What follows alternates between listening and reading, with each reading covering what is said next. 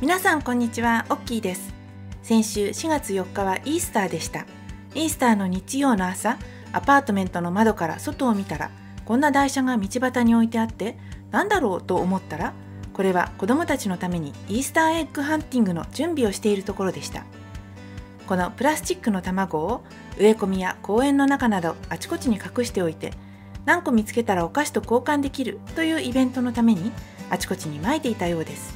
ほら、植え込みのところに緑の卵がありますね。さて、本題に入りまして、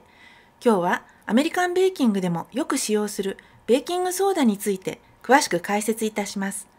ベーキングソーダはこれまでにもバターミルクについて説明した動画などでも触れてきました。お菓子作りの時に生地を膨らませてふんわりとした食感を生んでくれるふくらし粉です。では、ベーキングソーダとは一体何でしょう？アメリカでよく見るのはこの Arm & Hammer というブランドですが、他のものでも中身は同じ白い粉末です。日本語では重曹と言います。化学名は炭酸水素ナトリウム。そしてこのベーキングソーダ重曹はアルカリ性の粉末です。口にしても安全な素材として知られ、食材のアク抜きなどにも使われます。重曹をお掃除などの用途に使うことも多いですよね。アルカリ性の重曹を使うことで鍋の焦げなどの酸性の汚れを中和して落としやすくするという効果があります。油汚れのほか手垢や皮脂なども酸性の汚れなので洗濯用の洗剤にも使われています。また研磨剤として歯磨き粉やクレンザーの成分にもなっています。さらに消臭効果もあるので脱臭剤として靴やブーツの中に振りかけたり、カーペットや排水口の掃除に使ったり、冷蔵庫内の脱臭に使ったりすることもできます。ここで注意ですが、ベーキングソーダには医薬用、食品用、工業用として作られた3種類があり、中身はほぼ同じなのですが、生成の度合いや管理基準の厳密さなどの違いがあるので、調理に使う場合は必ず食品用のものを使うようにしてください。私はいつもこちらの食品用のものを買って容器に詰め替えて残りを掃除や消臭に使うようにしています。では、お菓子作りの時のベーキングソーダの役割は何でしょう？先ほども言ったように、ベーキングソーダ、重曹はアルカリ性の粉末です。調理の中でアルカリ性のベーキングソーダと酸性の材料と水分、例えばレモン汁が合わさると化学反応を起こし、二酸化炭素の泡を発生させます。この作用を利用して、例えば子どもの科学実験や理科の自由研究などでよくあるのが、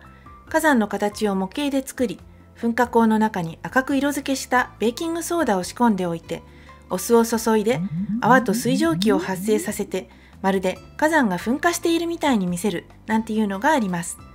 同様にベーキングソーダとお酢でガスが発生し膨張する力を利用して模型のロケットを飛ばすというのもあります。お菓子作りではその発泡作用、つまりガスと水蒸気が発生することで生地に細かい気泡がたくさんできて膨らむのです。ですから逆に言えばベーキングソーダをふくらし粉として使うときは必ずその反応の相手となる酸性の材料も入っていなくてはなりません。酸性、例えばレモン汁だったりお酢だったり発酵乳の酸っぱいバターミルクだったり、その他にもブラウンシュガーや黒蜜のようなモラセス、チョコレート、ココア、ヨーグルトやサワークリームなどの発酵乳製品、レモンやライムなどの柑橘系の果汁などが挙げられます。なので、レシピの中の酸性のバターミルクが家にないから牛乳で代用しようということは残念ながらできないのです。そんな時は牛乳にレモン汁を加えた即席バターミルクを作る必要があります。このあたりも詳しくはバターミルクの動画で解説していますので、ぜひそちらもご覧ください。次に、ベーキングソーダとよく似たベーキングパウダーとの違いについて見ていきましょう。ベーキングソーダ、ベーキングパウダーはどちらもお菓子作りの際にふくらし粉として使われます。レシピによってはどちらか一方または両方を使う場合もあります。では、ベーキングソーダとベーキングパウダーはどこが違うのか。例えば、レシピの材料の中にベーキングソーダの反応相手となるような酸性の材料が入っていない場合、いくらベーキングソーダを入れても生地は膨らみません。ちょっと不便ですね。これを解決するために作られたのがベーキングパウダー。実はベーキングパウダーにはあらかじめ酸性の物質とアルカリのベーキングソーダが一緒に入っています。酸性の物質としてよく使われているのがクリームオブタータ。これは元はワインを作る際の副産物として生まれたもので、日本語では酒石酸と言います。名前の通り酸性の粉です。クリームオブタータとベーキングソーダに水分を加えると反応が始まってしまうので、それを防ぐためにコーンスターチなども一緒に入っています。そして現在一般的に流通しているベーキングパウダーはダブルアクティングのものが大半です。ダブルアクティングというのは2度働くという意味。つまり水分を加えた時ともう一度熱を加えた時にも反応を起こすような成分が入っているのです。水分を加えた時という1度目の反応は粉類と水分のある他の材料を混ぜ合わせた時から始まります。なのでしっかりと膨らませたいケーキの場合は材料を混ぜたら気泡がどんどんできてくる間にすぐに予熱しておいたオーブンに入れて膨らんでいる状態で焼き固めるということが重要になります。だからオーブンの予熱が大切なんですね。そして2度目の熱を加えた時の反応はオーブンの中でベーキングパウダーの中の成分が熱により酸性に変化することで起こります。これにより生地の膨らみをさらに後押しすることができるのです。その成分としては様々なパターンがありますが、よく使われているのはソディアム・アルミニウム・サルフェイト、日本語ではミョウバンと言われるものです。ミョウバンは食品への使用としては根菜や芋類、栗のアク抜きに使ったり、ナスの漬物を作るときに紫色をきれいに残すために使ったりします。ベーキングパウダーは酸性や他の材料との組み合わせで効果を発揮するベーキングソーダに比べてあらかじめアルカリと酸の両方が入っており、またダブルで働くということで気軽に失敗なくお菓子作りを楽しむために頼りになる存在です。時々スーパーで見かけるセルフライジングフラワーは小麦粉の中にあらかじめベーキングパウダーが入っているものです。また市販のケーキミックスなども同様に粉の中にすでにベーキングパウダーが入っているため、割と手軽にふんわりとした生地にすることができるのです。実験。実際に家にあるベーキングソーダとベーキングパウダーでちょっとした実験をしてみました。左側にベーキングソーダ、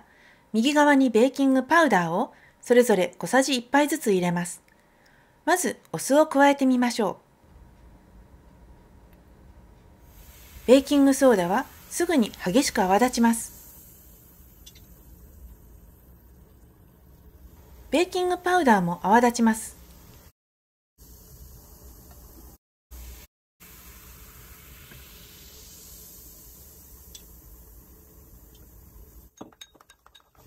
コーンスターチのせいか、微妙に液体にまろやか感があります。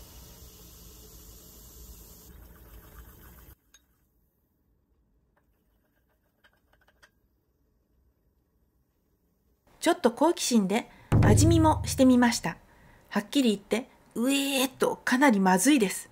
塩味と苦味と。アルカリ発泡タブレット系のまずい胃薬を飲んだ時のことを思い出しました。ベーキングパウダーはそれにコーンスターチの舌触りが加わった感じです。次に熱湯を加えてみます。ベーキングソーダの方は泡立ちはほんの一瞬です。すぐに泡が収まってしまいます。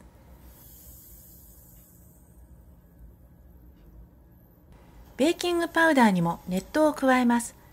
こちらは結構泡立ってる感じがします。泡がどんどんできてくる感じです。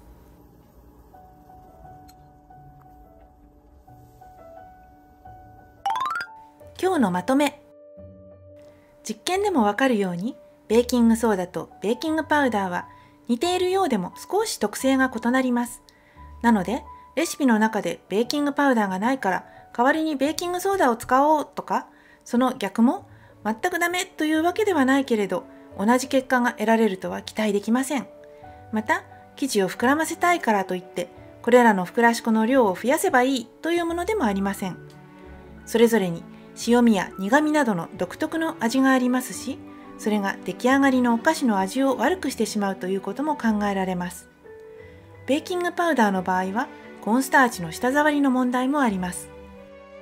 それに他の材料とうまくバランスが取れていないと、かえって良い食感の生地に仕上がらなかったりもします。なのでお菓子作りの時はレシピに書かれている分量を守って使うようにしましょう。